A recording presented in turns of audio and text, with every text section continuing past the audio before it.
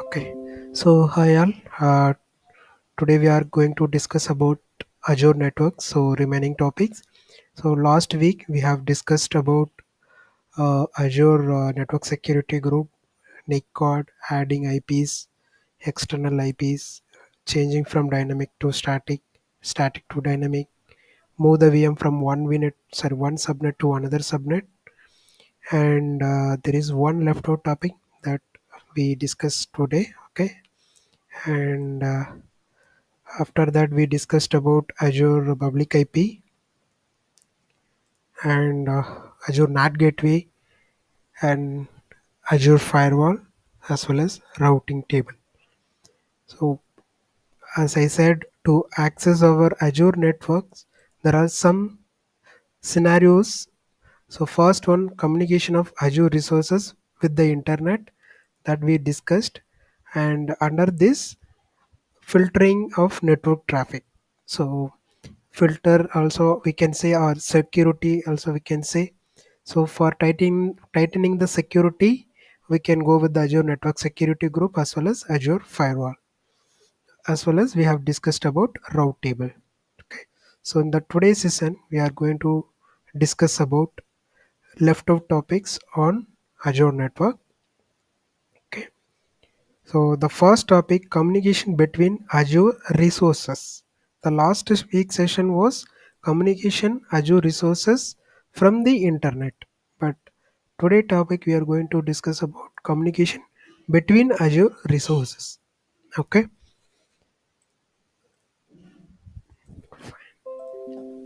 Okay. So just I'll quickly draw the diagram. Just assume this. This is our virtual network vNet, and inside this vNet we have multiple subnets like this.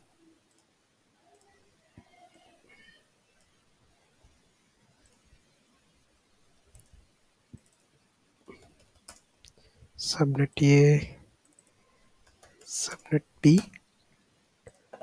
So the actual topic is communication between Azure resources. So we have discussed many times, within the vNet, within the virtual network, the resources can communicate each together. By default, they have access. For example, there is a VM that is placed in subnet A. One or two VMs are placed in subnet A, and some of the VMs placed in subnet B. Okay, so both subnet A and subnet B under the same virtual network. So by default, these both subnet would be having bidirectional access. Okay, you can take a VM from subnet 1 to subnet 2, I mean subnet B, from subnet B to subnet 1. So by default, because these two, not only two, all the subnets which are under the same network, so all the network having connectivity between each together. Okay, so that is communication between Azure resources. This is the scenario first, I mean example first. Okay, so I'll just quickly show the demo also. So just go to virtual machine. I have deployed some virtual machine for testing purpose. uh, the first VM I have deployed on virtual network name is something vNet. Sorry, the virtual network name is vNet 2. Here you can see the virtual network and subnet vNet 2. So I'll just go to the virtual network vNet 2. You can see the details of the one vNet. The location is East US. Okay, so here see we'll see the subnet. So there are two subnets are available. So these two can be connected each together. So the first VM that is placed on subnet A. Okay. So and as well as I have, for RDP purpose, I have assigned one public IP address of this server. So I'll just quickly take RDP of this machine. 72.190.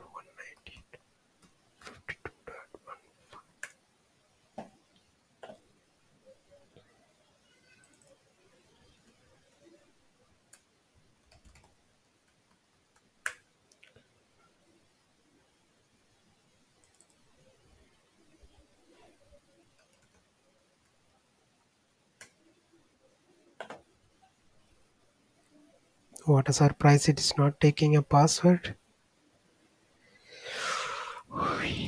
Support slash Azure is user.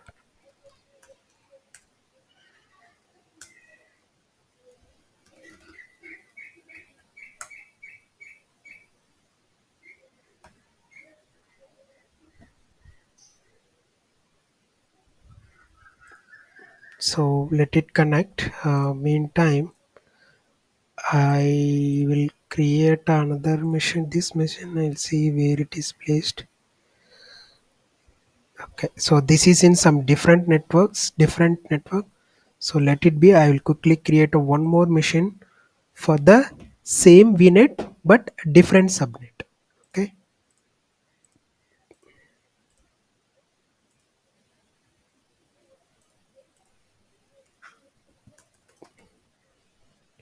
am3.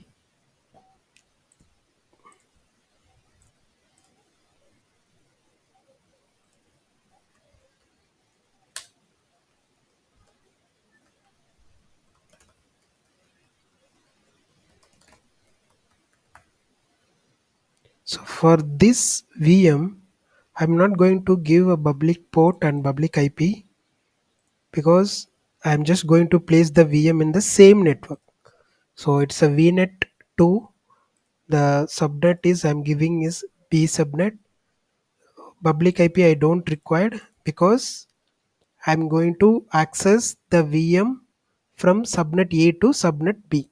Subnet A to subnet B. So for this subnet, I just assign one public IP to take RDP. PIP for RDP. Okay. And for this B subnet, I don't want any public IP because subnet A is already enabled with public IP. Okay. So I'll just quickly deploy this mission.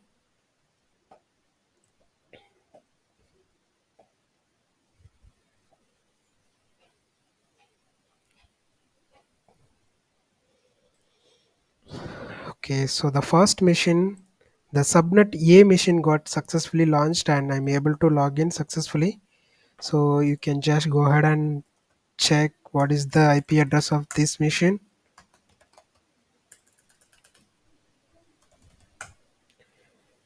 10.1.0.4, host name Windows 1, VM1. Okay. So last week I said by default when you deploy any machines, it will have internet access. So whenever you practice, you just cross verify the VM having public access or not. I mean internet access or not. So let's wait to complete the another VM deployment. So the first scenario, I hope everyone clear. It's a very simple one. Communication between Azure resources within the same vnet. Okay. So example one, and let it complete. The VM deployment, let it complete. Meantime, we'll discuss about example two. I mean example in the sense scenario two. Okay. The scenario two is, for example, the first scenario we discussed, this is S2S. Okay. And the second example, the VNet I'm creating in the same region.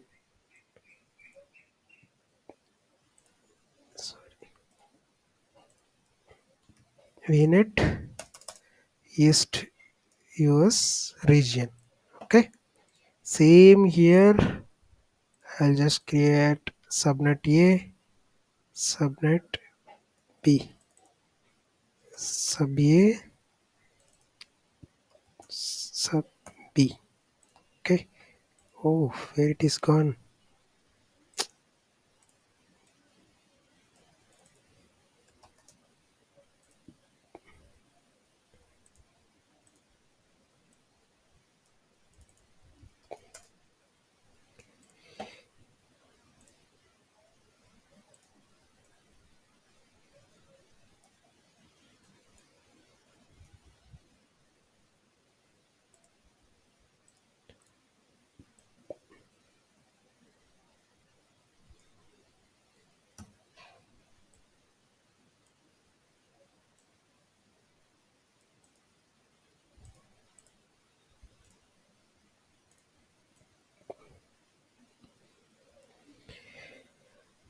Just assume that same here I have placed the VMs.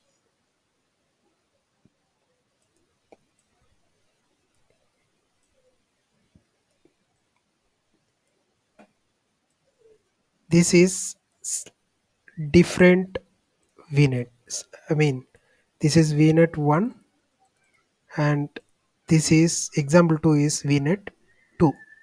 So now both are same region but the network is different. I mean, this is VNet 2 and this is VNet 1. And whenever you give the IP address of the CIDR range for the vnet, it should be unique. For example, this is 10.0.0./16. You cannot have the same IP assigned to this vnet 2. So here we'll see what is the vnet 2 IP ranges. It is, yeah, 10.1.0.0.16. This is one moment. vnet 2 test vnet. Okay, so the just naming I gave it as this is vnet 2 and this is test vnet.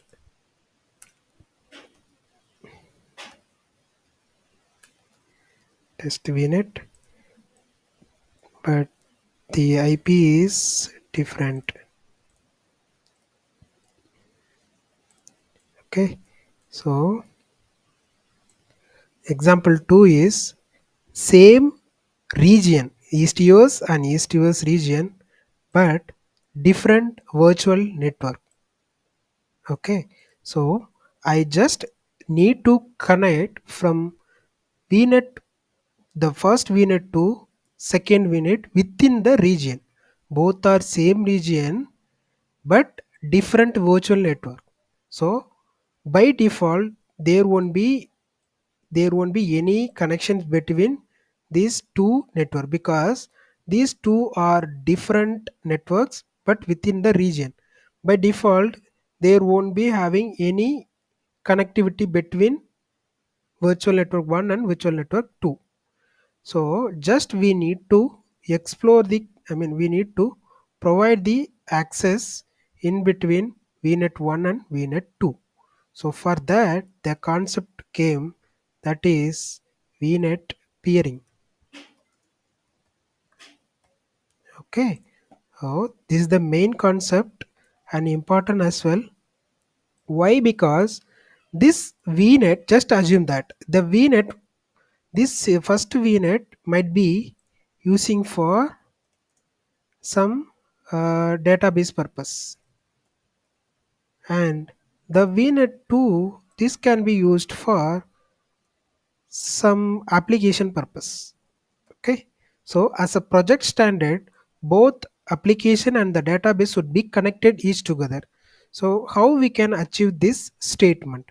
So in this way uh, we can go with vnet peering between two networks within the single region. Okay, so this is East US region. So how can we uh, achieve our requirement? So using vNet peering, we can connect between two different network within the single region. Okay, so hope you can understand this point. Okay, so I will show in the live example now. So this point you are clear, right? We example 1 and example 2. So now I'll quickly show about example 1 discussion. So two virtual machines I placed in subnet A and subnet B. So I'll just go back to the VMs. The VM1 that is placed in East US, and you can parallelly check the location. Okay, networking, and networking you can see vnet 2 and subnet A, and check that virtual machine 3 that is also vnet 2 and subnet B.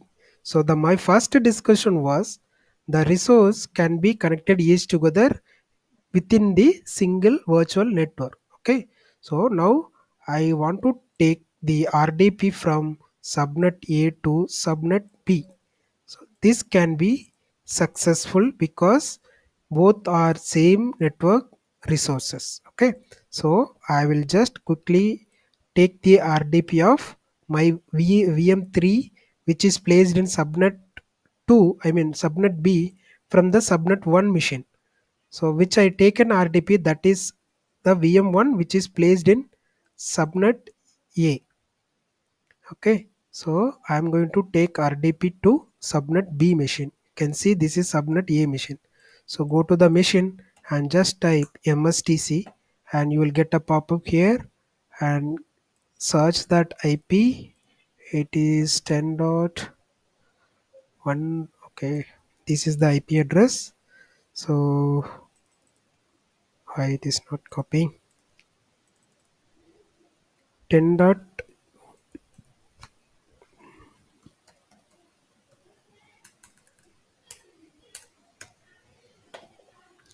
You see it's prompting for password, which means it is getting authenticated with the subnet B resource. Okay, so let's wait to RDP comes.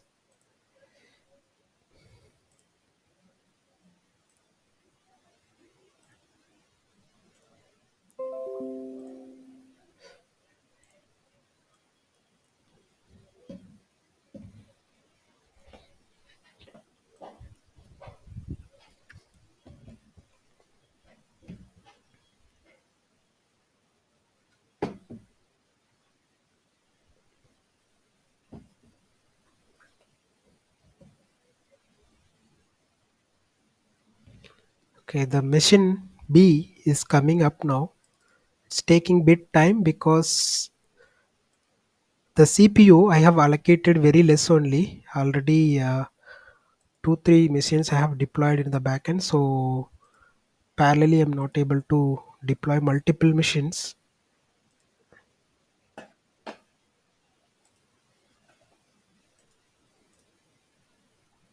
Am I audible to you all, or my voice is breaking?